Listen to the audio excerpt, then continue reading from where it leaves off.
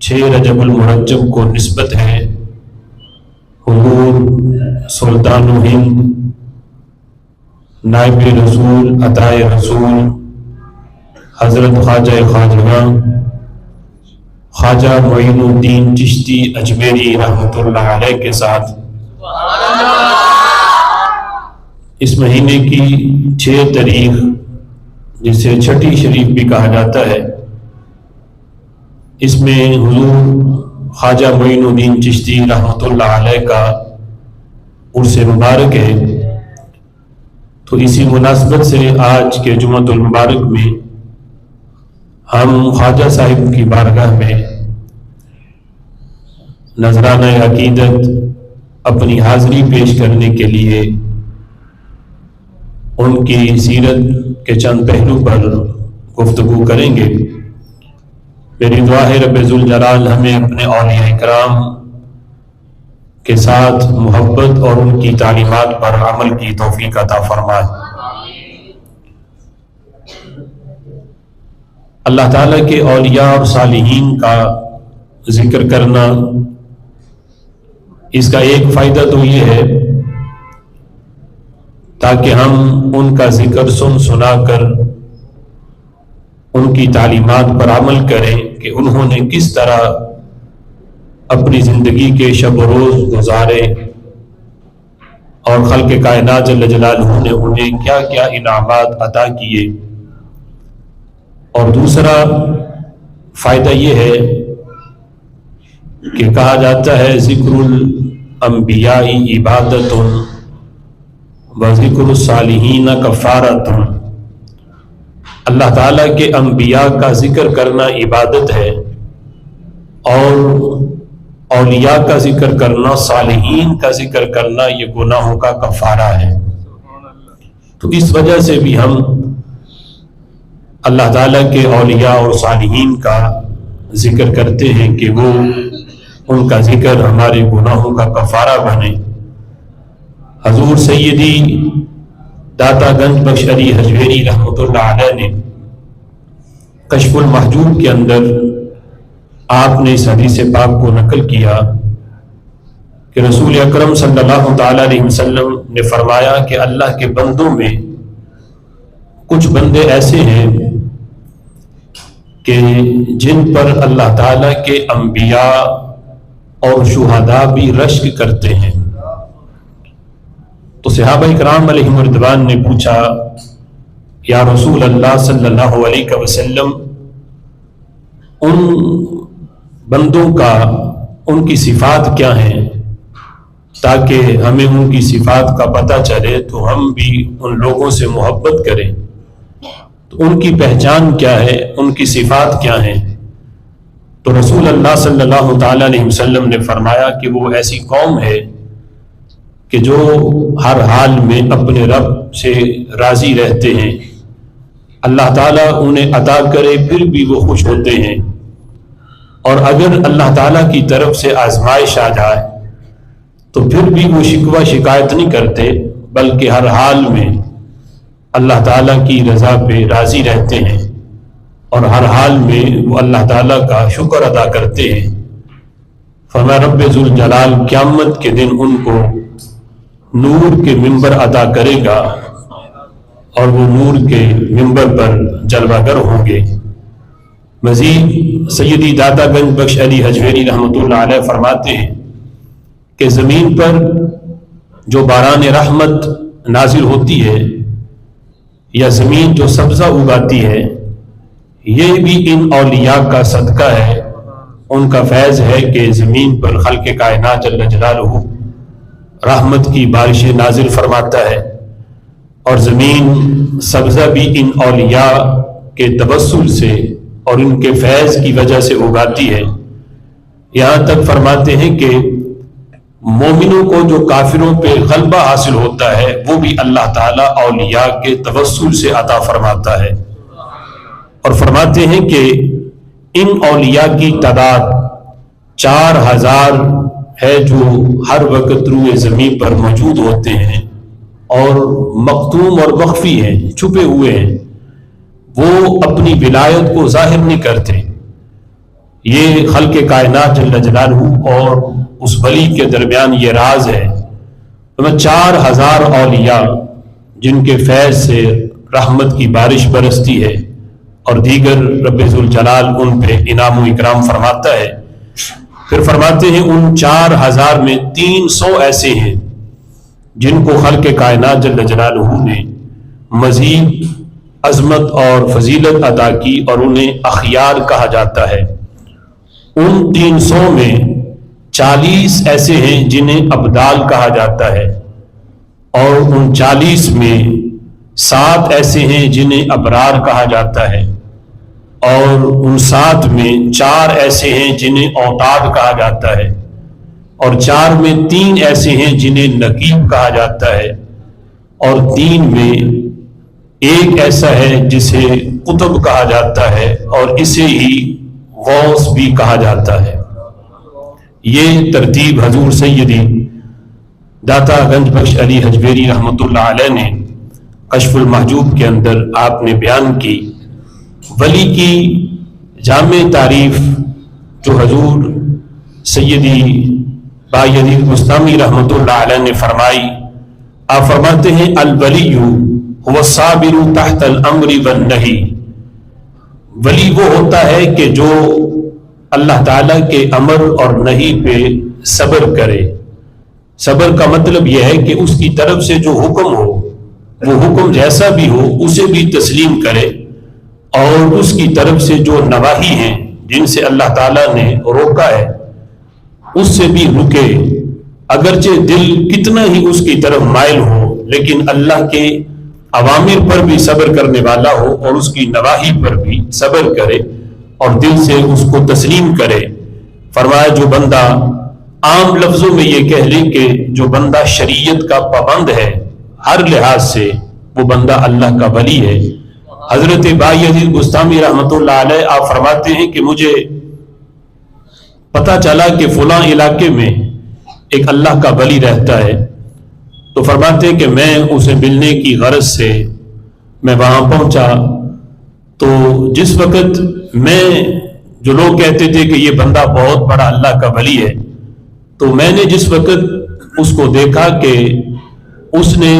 منہ میں پانی لے کر قبلے کی طرف کلی کی، قبلے کی جانب اس نے کلی کر دی، تو بایزید بستامی رحمۃ اللہ علیہ آپ فرماتے ہیں کہ میں اسے ملے بغیر واپس آ گیا کہ ایسا بندہ کہ جو جسے پتہ ہی نہیں کہ قبلے کی طرف کلی نہیں کرنی چاہیے، جو احکام شریعت کا پابند نہیں، ایسا بندہ اللہ کا ولی نہیں ہو سکتا۔ یعنی اس حد تک کہ اتنا بھی اگر اس نے غیر شرعی کام کہ قبلے کی طرف منہ کر کے اگر کلی کر دی تو ایسا بندہ بھی اللہ کا ولی نہیں ہے۔ اتنا بھی ولی سے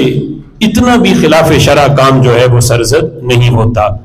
اور حضرت ابو سعید اور حضرت بایزید بستامی رحمۃ اللہ علیہ فرماتے ہیں کہ جب میں اسے ملے بغیر واپس آ گیا تو رات جب میں سویا تو میں نے خواب میں دیکھا رسول اللہ صلی اللہ تعالی علیہ وسلم تشریف لائے، تو آپ نے فرمایا کہ جو تو نے آج جو عمل کیا ہے، یعنی ایسا بندہ کہ جس سے اتنا بھی خلاف شرع کام سرزد ہوا تو تو نے اسے ولی نہیں سمجھا، اسے ملے بغیر واپس آ گئے۔ فرمایا تیرا یہ عمل ہے جس کی وجہ سے اللہ نے تجھے یہ مقام عطا کیا۔ تو بایزید فرماتے ہیں کہ آج جس مقام پہ تم مجھے دیکھ رہے ہو یہ اسی وجہ سے اللہ تعالیٰ نے مجھے مقام عطا کیا۔ تو سوچو کہ جو جس سے اتنا خلاف شرع کام سرزد ہو، حضرت بایزید اسے نہیں ملتے، اسے اللہ کا ولی نہیں سمجھتے، تو ان کا شریعت کے احکامات پہ خود پھر کتنا عمل ہوگا، خود اللہ تعالیٰ نے انہیں ولایت میں کتنا درجہ عطا فرمایا ہوگا۔ ایک شخص حضرت ابو سعید رحمت اللہ علیہ ان کی بارگاہ میں حاضر ہوا تو آپ مسجد میں بیٹھے تھے۔ جب وہ شخص مسجد میں داخل ہوا تو اس نے اپنا بایاں جو قدم ہے وہ پہلے مسجد میں رکھ دیا، تو حضرت ابو سعید رحمت اللہ علیہ آپ فرمانے لگے کہ تم واپس چلے جاؤ، ہمیں تم سے ملنے کی کوئی حاجت نہیں، جسے دوست کے گھر میں داخل ہونے کا طریقہ ہی نہیں پتا ہم اس سے کیوں ملیں؟ یعنی اللہ تعالیٰ کے گھر کے اندر داخل ہونے کا طریقہ ہی جسے نہیں پتا کہ مطلب پہلے دایاں قدم رکھا جاتا ہے پھر بایاں قدم، اور جب باہر نکلیں تو پھر پہلے بایاں قدم باہر رکھیں پھر دایاں نکالیں، تو وہ جسے دوست کے گھر میں داخل ہونے کا طریقہ ہی نہیں پتا، ہمارا اس سے کوئی تعلق نہیں، ہمارا اس سے کوئی رشتہ نہیں۔ تو اس حد تک اولیاء نے احکام شریعت کی پابندی کی۔ آج جس ہستی کا ذکر ہم کرنے لگے ہیں،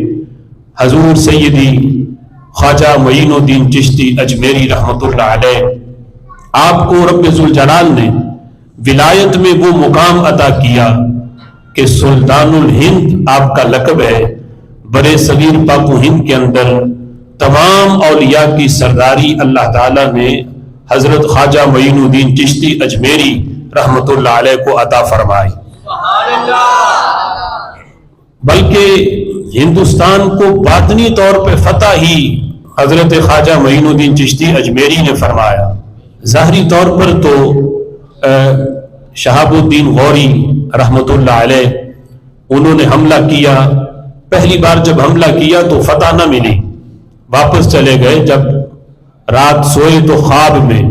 حضرت خواجہ معین الدین چشتی اجمیری رحمۃ اللہ علیہ آپ تشریف لائے، تو آپ نے فرمایا کہ تم ایک بار حملہ کر کے تمہیں شکست ملی ہے تو ہمت کیوں ہارتے ہو؟ اللہ تعالیٰ نے ہندوستان کی فتح تیرے ہاتھ پہ لکھ دی ہے، حملہ کرو اللہ تمہیں فتح عطا فرمائے گا، اس لیے کہ اللہ نے ہندوستان کی فتح تیرے ہاتھ پہ لکھ دی ہے۔ تو جس وقت آپ نے پھر حملہ کیا، اللہ تعالیٰ نے فتح عطا کی، تو شہاب الدین غوری نے جس وقت ہندوستان کا چکر لگایا تو اجمیر میں جب پہنچے تو وہاں پہلے سے اذانوں کا سلسلہ، کان میں اذان کی آواز پڑی، تو جہاں سے آواز آ رہی تھی وہاں جب پہنچے تو وہ خواجہ صاحب کا آستانہ تھا، تو دیکھا، نظر جب حضرت خواجہ معین الدین چشتی اجمیری پہ پڑی تو دیکھ کے پہچان گئے یہ تو وہی بابا جی ہیں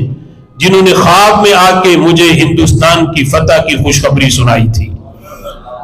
تو پھر آپ خواجہ صاحب کی بارگاہ میں رہے، تو ظاہری طور پر اگرچہ ہندوستان کو فتح سب سے پہلے شہاب الدین غوری نے کیا، لیکن باطنی طور پر ہندوستان کی فتح بھی حضرت خواجہ معین الدین چشتی اجمیری رحمۃ اللہ علیہ کے حصے میں ہے۔ حضرت خواجہ خواجگاں سلطان الہند نائب رسول حضرت خواجہ معین الدین حسن چشتی اجمیری سنجری، آپ نجیب الطرفین سید ہیں۔ نجیب الطرفین سید اسے کہتے ہیں کہ جس کا سلسلہ نسب باپ اور ماں دونوں کے لحاظ سے حضرت امام حسین حضرت امام حسن رضی اللہ تعالی عنہ دونوں سے ملتا ہو، تو حضرت خواجہ معین الدین چشتی اجمیری رحمۃ اللہ علیہ کا سلسلہ نسب باپ کی طرف سے 14 واسطوں کے بعد آپ کا سلسلہ نسب حضرت امام حسین رضی اللہ تعالی عنہ سے ملتا ہے، یعنی باپ کی طرف سے آپ حسینی سید ہیں، اور والدہ کی طرف سے آپ کا سلسلہ نسب 10 واسطوں کے بعد حضرت امام حسن رضی اللہ تعالی عنہ سے ملتا ہے، ماں کی طرف سے آپ حسنی سید ہیں۔ اور اگر آپ کا شجرہ طریقت دیکھا جائے تو شجرہ طریقت میں 12 واسطے ہیں، اور 12 واسطوں کے بعد آپ کا سلسلہ طریقت جو ہے بڑے بڑے جس میں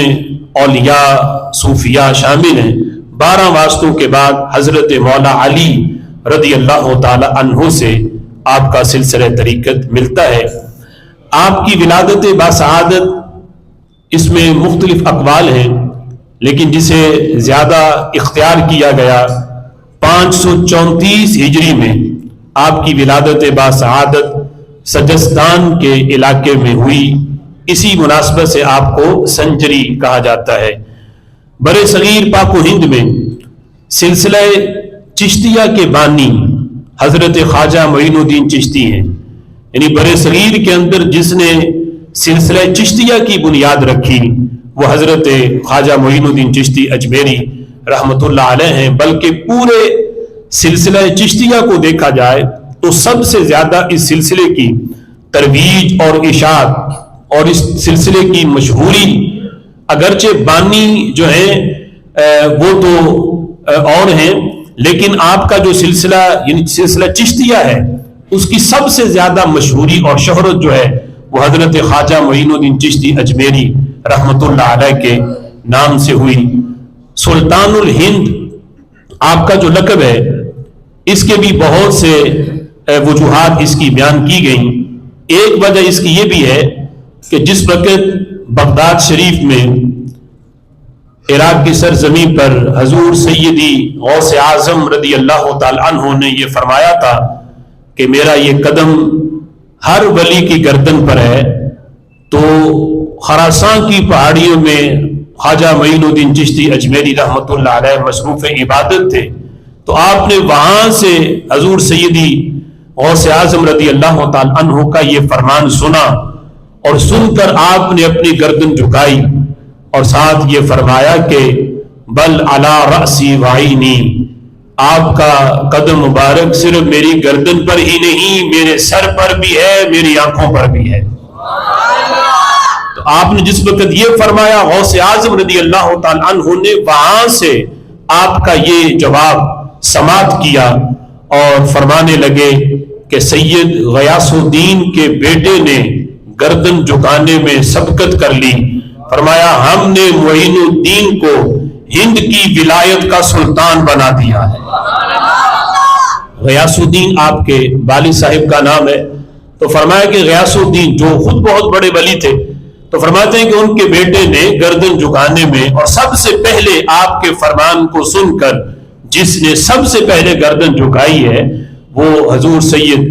معین الدین چشتی اجمیری رحمۃ اللہ علیہ ہیں۔ اسی وجہ سے یہ فیض ملا حضور سیدی غوث اعظم رضی اللہ تعالی عنہ کی طرف سے بھی کہ رب ذوالجلال نے اس کی برکت سے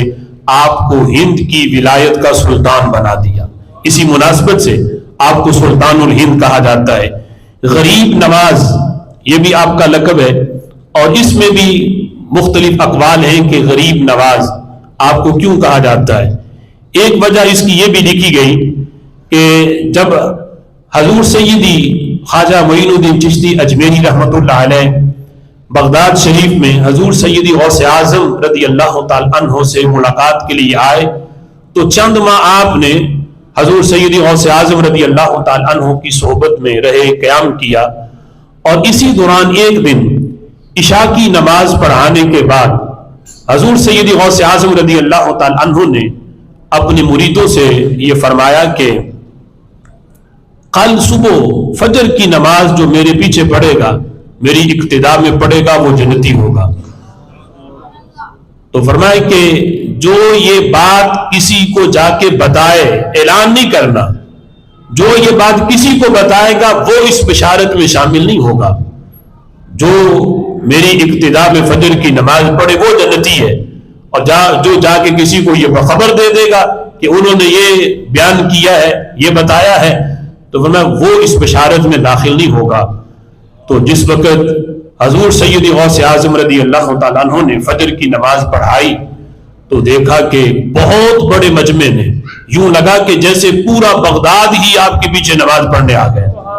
ہر طرف لوگوں کا رش۔ آپ نے نماز پڑھانے کے بعد اگرچہ جانتے تھے پھر بھی پوچھا کہ ان لوگوں کو کس نے بتایا، یعنی کہ روٹین میں تو اتنے لوگ نہیں آتے تھے، تو فرمائے ان لوگوں کو کس نے بتایا؟ تو حضرت خواجہ معین الدین چشتی اجمیری رحمۃ اللہ علیہ آپ فرمانے لگے کہ میں ساری رات بغداد کی گلیوں میں پھر کے یہ لوگوں کو بتاتا رہا ہوں، جس نے جنتی بننا ہے وہ نماز غوث اعظم کے پیچھے پڑھ لے۔ فرمایا میں نے یہ سمجھا کہ چلو میں اکیلا جنت پہ جانے سے میں نے اس بات کو ترجیح دی کہ میں اکیلا نہ جاؤں، حضور کی کثیر امت جنت میں چلی جا رہے۔ تو فرمایا یہ سوچ کر میں نے کہا کہ چلو میری تو خیر ہے، میں جنت میں نہ جاؤں لیکن حضور کی کثیر امت جنت میں چلی جائے۔ تو یہ جس وقت غوث اعظم رضی اللہ تعالیٰ عنہ نے سنا تو آپ نے فرمایا تو غریب نواز است، یعنی ان کی زبان سے یہ کلمات نکلے کہ اے خواجہ معین الدین تم غریب نواز ہو۔ تو تب سے حضرت خواجہ معین الدین چشتی اجمیری رحمۃ اللہ علیہ کا یہ لقب پڑا، اور بعد نے یہ کہا کہ بچپن میں ہی آپ کے اندر غریب نوازی کا وصف جو تھا یہ موجود تھا، اور بچپن میں جب آپ عید کی نماز کے لیے گھر سے نکلے تو بڑا عالی اور عمدہ لباس آپ نے پہنا، تو رستے میں دیکھا کہ ایک بچہ بالکل غریب سا پھٹے پرانے کپڑے اور آنکھوں سے نبینا بھی ہے، وہ رستے میں کھڑا ہو کے رو رہا ہے۔ تو خواجہ صاحب یعنی بچپن کے ایام ہے، اس کے قریب آئے تو رونے کا سبب پوچھا، تو آپ نے اپنا وہ قیمتی لباس اتار کے اس بچے کو پہنا دیا اور اس کے پھٹے پرانے کپڑے خود پہن لیے۔ یعنی یہ بچپن میں ہی غریب نوازی کی صفت اس وقت بھی موجود تھی۔ تو جس وقت لوگوں نے آپ کا یہ معاملہ دیکھا تو انہوں نے آپ کو غریب نواز کا لقب عطا کیا۔ اس کی اور بھی بہت سی وجوہات ہیں جو آپ کے سیرت نگاروں نے لکھی ہیں۔ سالکان طریقت ان کا یہ طریقہ اور یہ دستور رہا کہ معرفت کے علوم کو حاصل کرنے سے پہلے وہ علوم ظاہری ان کو حاصل کرتے۔ آج تو سلسلہ یہ ہے نا کہ باپ فوت ہو تو بیٹا بلا اسے کلمہ بھی صحیح نہ پڑھنا آتا ہو اور نماز بھی نہ آتی ہو تو وہ گدی پہ بیٹھ جاتا ہے اور سمجھتا ہے کہ میں پتہ نہیں بہت بڑا ولی بن گیا۔ تو یہ سلسلہ در سلسلہ لوگوں نے اس کو بھی وراثت سمجھ لیا کہ باپ کے بعد شاید حق بیٹے کا ہے۔ یعنی جس طرح مال باپ کا تقسیم ہوتا ہے تو اگر باپ پیر تھا، وہ یعنی گدی نشین تھا، تو باپ کے بعد بیٹوں کا حق ہے، اسی نے گدی نشین بننا ہے۔ لوگوں نے اس میں بھی وراثت جاری کر دی۔ لیکن جو اولیاء اور صوفیاء کا طریقہ تھا وہ ان راہوں میں، طریقت کی راہوں میں بعد میں چلتے تھے۔ پہلے وہ علوم جو دینی تھے، ظاہری علوم تھے، ان کو حاصل کرتے، پھر باطنی علوم کی طرف چلتے۔ تو حضرت خواجہ معین الدین چشتی اجمیری رحمۃ اللہ علیہ نے بھی اسی دستور کے مطابق باطنی علوم حاصل کرنے سے پہلے آپ نے ظاہری علوم، علوم دینیہ حاصل کیے اور بڑے بڑے اکابر علماء کی صحبت میں بیٹھ کے آپ نے دین سیکھا اور دین پڑھا، اور جو کتابیں آپ نے تحریر کی اور جتنے مسائل قرآن و سنت سے آپ نے استخراج کیے وہ بھی ایک طویل فہرست ہے۔ اور آپ کی جو کتابیں ہیں انہیں پڑھ کے پتہ چلتا ہے کہ رب ذوالجلال نے دین کے لحاظ سے بھی حضرت خواجہ معین الدین چشتی اجمیری رحمۃ اللہ علیہ کو ایک منفرد حیثیت اور منفرد شان عطا فرمائی۔ آپ جس ہستی کے مرید اور خلیفہ بنے وہ ہستی بھی یعنی بہت بڑے اللہ تعالیٰ کے ولی اور پیر، ایسا کہ جسے مرید کو تو پیر پہ فخر ہوتا ہی ہے، لیکن یہ مرید بھی ایسے تھے کہ خود پیر کو اپنے مرید پہ فخر تھا اور ناز تھا۔ حضرت خواجہ معین الدین چشتی اجمیری رحمۃ اللہ علیہ جس ہستی کے مرید تھے ان کا نام حضرت خواجہ عثمان ہارونی رحمۃ اللہ علیہ، جو بڑے صاحب کرامت اور صاحب کشف بزرگ تھے، جن کی بہت سی کرامات مشہور ہیں۔ ان میں سے ایک یہ ہے کہ رات کے وقت کچھ کافروں نے یہ منصوبہ بنایا کہ ہم حضرت خواجہ عثمان ہارونی کے پاس جاتے ہیں، بھوک بھی لگی ہے، ان سے جا کے ہم کھانا طلب کرتے ہیں، اور شرط یہ ہوگی کہ ہر بندے کو کھانا الگ الگ قسم کا ملے۔ یہ طے کر کے وہ خواجہ عثمان ہارونی رحمۃ اللہ علیہ کی بارگاہ میں آئے۔ آ کے جس وقت بیٹھے ابھی زبان سے کوئی لفظ انہوں نے نہیں نکالا، تو خواجہ صاحب نے یعنی کہا کہ بیٹھو۔ جب وہ بیٹھ گئے تو آپ نے بسم اللہ پڑھ کے اللہ تعالیٰ کی بارگاہ میں عرض کی، تو آسمان سے غیب سے مختلف قسم کے طباق جس میں مختلف قسم کا کھانا تھا، آپ نے ہر بندے کو مختلف قسم کا وہ طباق کھانے کا دیا، اور وہ بھی دیکھ رہے تھے کہ یہ کوئی پکایا نہیں گیا، کوئی لے کے نہیں آیا، غیب سے آئے ہیں۔ جب وہ سارے کھا چکے تو آپ نے فرمایا کہ اللہ کی نعمتیں بھی کھاؤ اور اس پر ایمان لاؤ۔ وہ کہنے لگے کہ اگر ہم ایمان لے آئیں، تمہارے رب پر ایمان لے آئیں، تو کیا ہمیں بھی تم جیسا مقام مل جائے گا؟ تو خواجہ صاحب بطور عاجزی کے فرمانے لگے کہ میری کیا حیثیت ہے، تم تو مجھ سے 1000 درجے بہتر بن سکتے ہو، ایمان تو لاؤ۔ اب جس وقت وہ خواجہ صاحب خواجہ عثمان ہارونی رحمۃ اللہ علیہ کے ہاتھ پہ انہوں نے اسلام قبول کیا اور آپ کے مرید بنے اور پھر آپ کی تربیت میں رہے، خلق کائنات جل جلالہ نے ان میں سے ہر ایک کو مقام ولایت عطا کیا. اور یہاں لکھا گیا کہ وہ اس طرح کے اللہ کے ولی تھے، رب ذوالجلال نے ان کی آنکھوں سے حجابات اٹھا دیے، وہ زمین پہ بیٹھ کے نگاہ اٹھاتے تو ان کی نظر لوح محفوظ پہ پہنچ جاتی. اب سوچو کہ جن کی صحبت میں وہ آئیں جو حالت کفر میں تھے، وہ جس وقت آئیں تو اتنا نوازے جائیں، اور جن کو رب ذوالجلال نے یعنی شروع سے بچپن سے مادر زاد ولی بنایا ہو، اگر وہ خواجہ عثمان ہارونی کی صحبت میں رہے تو اللہ نے انہیں کتنا نوازا ہوگا. حضرت خواجہ عثمان ہارونی رحمت اللہ علیہ کی صحبت میں حضرت خواجہ معین الدین چشتی اجمیری رحمت اللہ علیہ رہے. آپ نے اتنا نوازا کہ خواجہ صاحب اکثر فرمایا کرتے تھے کہ جو شخص میرا مرید ہو اور میرے فرزندوں کا مرید ہو، فرماتے ہیں میں اس وقت تک جنت میں نہیں جاؤں گا جب تک میں اپنے ہر مرید کو جنت میں ساتھ نہ لے جاؤں. تو لوگوں نے پوچھا کہ فرزندوں سے کیا مراد ہے، آپ کی اولاد مراد ہے یا خلفاء مراد ہے؟ تو آپ فرمانے لگے اس سے مراد میرے خلفاء ہیں، یعنی وہ روحانی بیٹے، وہ خلیفہ در خلیفہ، فرمایا وہ مراد ہیں. فرمایا ان کے بھی مرید جو ہوں گے وہ بھی جب تک جنت میں نہیں جائیں گے، خواجہ صاحب فرماتے ہیں میں اس وقت تک جنت میں نہیں جاؤں گا. اور یہاں یہ بات ذہن نشین رہے کہ وہ یعنی خلیفہ در خلیفہ کے جو شریعت کے پابند ہیں اور ان میں عقائد کا درست ہونا یہ اولین شرط ہے، اور پھر اعمال کی درستگی، اور یہ ساری چیزیں یہ نہیں جو آج خواجہ صاحب کے دربار پہ گدی نشین ہے وہ سرور نامی شیطان کہ جس کا عقیدہ بھی درست نہیں، صحابہ کو بھی جو بھونکتا ہے اور اپنے آپ کو یہ کہتا ہے کہ میں ان کا روحانی جو ہے وہ فرزند ہوں اور میں گدی نشین ہوں. ایسے گدی نشین تو ہو سکتے ہیں، گدی نشین نہیں ہو سکتے. یہ واضح میں رہے وہ کہے کہ وہ اتنے بڑے آستانے کا گدی نشین ہے،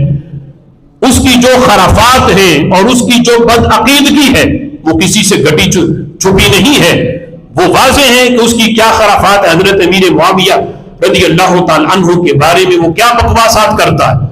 لہذا اتنے بڑے آستانے کے ساتھ جو اپنے آپ کو منسلک بھی کہے اور اپنے آپ کو خواجہ صاحب کا گدی نشین کہے لیکن اس کے نظریات درست نہ ہوں تو ہر کس ایسے بندے کا خواجہ معین الدین چشتی اجمیری رحمت اللہ علیہ سے کوئی تعلق نہیں. اور ایسوں کی بیعت نہ شرعی بیعت ہے، نہ ایسوں کی بیعت کرنے سے ان کو خواجہ صاحب کا فیض پہنچ سکتا ہے. اگرچہ وہ بندہ خواجہ صاحب کے مزار پہ نہ بیٹھا ہو، دور دنیا کے کسی کونے میں ہو، لیکن خواجہ صاحب کا سلسلہ طریقت کے ساتھ وہ منسلک ہو اور ان کی تعلیمات پہ عمل کرتا ہو، اس کا کوئی مرید بن جائے تو تار خواجہ صاحب سے مل سکتی ہے. لیکن گدی نشین ہو اور عقائد اس کے خراب ہو جائیں، قرب میں بیٹھ کے بھی وہ بندہ وہ فیض نہیں دے سکتا جو دور بیٹھا بندہ خواجہ صاحب کا فیض پہنچا سکتا ہے. لہذا حضرت خواجہ معین الدین چشتی اجمیری رحمت اللہ علیہ آپ فرماتے قطب الاقطاب خواجہ آپ کے مریدوں میں سب سے بڑا نام، اگرچہ بہت سے آپ کے مرید ہیں لیکن وہ مرید خاص جنہیں آپ نے خلافت بھی عطا کی، خلیفہ بھی ہیں، اور بر صغیر پاک و ہند میں خواجہ معین الدین چشتی اجمیری رحمت اللہ علیہ کے بعد جن کا نام آتا ہے حضرت خواجہ قطب الاقطاب خواجہ قطب الدین بختیار کاکی رحمت اللہ علیہ. یہ وہ عظیم ہستی ہیں حضرت خواجہ معین الدین چشتی اجمیری رحمت اللہ علیہ کے آپ خلیفہ بھی ہیں اور مرید خاص بھی ہیں. خواجہ حضور کا اگر فیض دیکھنا ہو تو خواجہ قطب الدین بختیار کاکی رحمت اللہ علیہ کا فیض دیکھو کہ جب آپ کا آخری وقت آیا تو آپ نے وصیت کی کہ میرا جنازہ وہ پڑھائے کہ جس کی کبھی تہجد بھی قضا نہ ہوئی ہو، اور ایک قول میں یہ ہے کہ یہ فرمایا کہ جس کی کبھی عصر کی سنتیں غیر موقدہ عصر و عشاء کی وہ بھی کبھی نہ چھوٹی ہو، تو وہ میرا جو ہے وہ جنازہ پڑھائے. اب جنازہ رکھا گیا، صفحہ بندی اعلان ہوا کہ خواجہ صاحب نے یہ وصیت کی تھی کہ میرا جنازہ وہ پڑھائے جس کی کبھی تہجد بھی نہ چھوٹی ہو. تو آخری صف میں حضرت خواجہ قطب الدین بختیار کاکی کی اس وصیت پہ، جو اس وقت کے یعنی آپ کے مرید تھے اور ہندوستان کے اس وقت بادشاہ بھی تھے، حضرت شمس الدین التمش رحمۃ اللہ علیہ، وہ آخری صف سے نکل کے آئے اور فرمانے لگے کہ ساری زندگی میں نے اپنے آپ کو چھپایا، لیکن دنیا سے جاتے ہوئے میرے پیر نے میرا پردہ نہیں رہنے دیا۔ جب آپ نے حضرت شمس الدین التمش نے جب آپ کے ہاتھ پہ توبہ کی اور بیعت کی، تو اس وقت سے لے کر کبھی تہجد کی نماز اور سنت غیر موقدہ بھی کبھی نہ چھوٹی۔ تو سوچو، جس خواجہ کے مریدوں کی یہ شان ہو، اس خواجہ معین الدین کی عظمت کا اندازہ پھر کون لگا سکتا ہے؟ تو فرماتے ہیں حضرت خواجہ قطب الدین بختیار کاکی رحمۃ اللہ علیہ، آپ فرماتے ہیں کہ خواجہ معین الدین چشتی اجمیری رحمۃ اللہ علیہ ہر سال آپ خانہ کعبہ حج کے لیے آپ حاضر ہوتے، تو فرماتے ہیں جب یہ اس وقت کی بات ہے جب آپ درجہ کمال تک نہیں پہنچے تھے، لیکن پھر جب مجاہدے اور ریاضتیں کی اور درجہ کمال تک پہنچے، تو فرماتے ہیں پھر آپ حج کرنے نہیں جاتے تھے، بلکہ جو لوگ حج کر کے واپس آتے وہ حاجی صاحبان بتاتے کہ ہم نے خواجہ صاحب کو میدان عرفات میں دیکھا، کوئی کہتا میں نے مینا میں دیکھا، کوئی کہتا میں نے کعبے کا طواف کرتے ہوئے دیکھا۔ حالانکہ قطب الدین بختیار کاکی رحمۃ اللہ علیہ فرماتے ہیں کہ خواجہ صاحب تو اپنے حجرے سے باہر نہیں نکلتے تھے، آپ اپنے گھر میں اس وقت موجود ہوتے تو لوگ آ کے بتاتے ہم نے فلاں جگہ پہ دیکھا، فلاں جگہ پہ دیکھا۔ بلکہ خواجہ قطب الدین بختیار کاکی رحمۃ اللہ علیہ فرماتے ہیں کہ خواجہ معین الدین چشتی اجمیری رحمۃ اللہ علیہ تو رات جب عشاء کی نماز پڑھانے کے بعد اپنے حجرے میں چلے جاتے تو آپ ہر رات خانہ کعبہ جاتے، طواف کرتے اور راتوں رات واپس آتے اور پھر فجر کی نماز آپ اپنے مریدین کو پڑھاتے۔ اور اس میں کوئی بعید نہیں، کوئی یہ سوچے کہ ہر رات اجمیر سے کوئی مکہ مکرمہ میں کیسے جا سکتا ہے، تو یہ مسئلہ بھی قرآن نے حل کیا۔ اگر حضرت سلیمان علیہ السلام کی صحبت میں بیٹھنے والا اللہ کا ولی 6 ماہ کی مسافت آنکھ جھپکنے سے پہلے کر سکتا ہے، جا بھی سکتا ہے، واپس بھی آ سکتا ہے، وہ آصف بن برخیہ رحمت اللہ علیہ اگر وہ یہ کام کر سکتے ہیں تو حضور کی امت کے خواجہ معین الدین چشتی بھی رات کے تھوڑے سے حصے میں کعبہ شریف جا کے واپس بھی آ سکتے ہیں۔ یہ کوئی بعید نہیں، اس میں کوئی کہے کہ یہ کیسے ہو سکتا ہے۔ کرامت کہاں ہی اسے جاتا ہے جو عقل میں نہ آئے، اور جو عقل میں آ جائے وہ کرامت ہی نہیں۔ کرامت کی تعریف ہی یہ ہے کہ جسے عقل تسلیم نہ کرے۔ اب آپ کہو کہ عقل میں نہیں آتا تو یہی تو کرامت ہے، اور اگر عقل میں آ جائے تو پھر تو وہ کرامت نہیں۔ حضرت خواجہ معین الدین چشتی اجمیری رحمت اللہ علیہ، آپ کے مرید حضرت خواجہ قطب الدین بختیار کاکی، بزرگوں کے نام بھی یاد کیا کرو، نام یاد کرنا اس پہ بھی اللہ تعالیٰ اجر و ثواب عطا فرماتا ہے۔ نیکوں کا ذکر کرنا، ان کے نام یاد رکھنا، اور جب بندہ دعا مانگے ان کا واسطہ وسیلہ دے تو یہ بھی دعا کی قبولیت کے اسباب ہیں کہ اللہ تعالیٰ اپنے پیاروں کے وسیلے سے بھی دعائیں قبول فرماتا ہے۔ تو حضرت خواجہ قطب الدین بختیار کاکی آپ کے مرید اور خلیفہ ہیں حضور بابا فرید الدین گنج شکر رحمت اللہ علیہ۔ اب جس وقت یہ مرید ہونے کے لیے آئے حضرت بابا فرید الدین گنج شکر اور شیخ بہاؤدین زکریہ ملتانی رحمت اللہ علیہ اور حضرت شیخ نجم الدین رحمت اللہ علیہ، یہ تینوں حضرات بیعت ہونے کے لیے آئے حضرت شہاب الدین سہروردی رحمت اللہ علیہ کی بارگاہ میں۔ تو حضرت شیخ شہاب الدین سہروردی رحمت اللہ علیہ انہوں نے بابا حضور سے فرمایا، حضرت بابا فرید الدین گنج شکر، کہ آپ کا جو حصہ ہے وہ سلسلہ چشت میں ہے، یعنی میں نے آپ کو اپنے سلسلے میں میں نے بیعت نہیں کرنا، آپ کا حصہ سلسلہ چشت میں ہے۔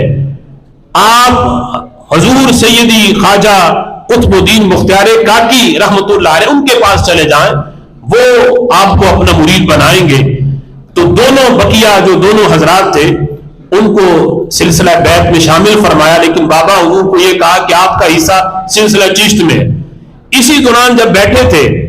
تو ایک بڑھیا جو حضرت شیخ شہاب الدین سہروردی رحمۃ اللہ علیہ کے یعنی آستانے میں ملازمہ تھی، تو اس نے دسترخوان لگایا کھانے کا، اور پھر وہ برتن میں پانی لائی ہاتھ دھلانے کے لیے۔ تو سب سے پہلے حضرت بابا فرید الدین بنت شکر رحمۃ اللہ علیہ کے ہاتھ جس وقت اس نے دھلائے تو آپ نے ہاتھ دھونے میں بڑی دیر لگائی، یہاں تک کہ وہ جتنا پانی تھا وہ 3 افراد کے لیے بھی کافی تھا، لیکن بابا حضور نے وہ سارا پانی استعمال کر دیا اور کافی دیر لگائی ہاتھ دھونے میں۔ تو پھر وہ پانی اور لائی اور بقیہ جو 2 حضرات ان کے بھی ہاتھ دھلائے گئے۔ جب کھانے پہ بیٹھے تو حضرت بہاؤالدین زکریا ملتانی رحمۃ اللہ علیہ انہوں نے پوچھ لیا بابا حضور سے کہ